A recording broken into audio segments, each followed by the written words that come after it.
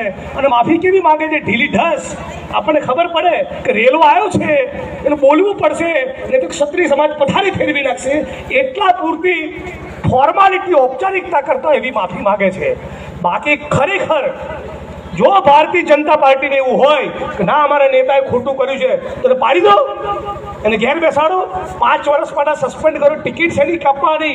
Ticket તો કાપવી જ પડે, પણ ટિકિટ કાપવાની સાથોસાથ 5 વર્ષ માટેની રાજકીય કારકિર્દી પતાવી દેવી પડે. ચાલ ઘેર બેસ. પટેલ સમાજનું અપમાન કર્યું, આદિવાસી સમાજનું અપમાન કર્યું, દલિત સમાજનું અપમાન કર્યું, ક્ષત્રિય સમાજનું અપમાન કર્યું. તું છે ભાઈ કોણ? તું મંગળ ઉપરથી આવ્યો છે? શેની આટલી ચરબી છે? શેનો આટલો પાવર છે?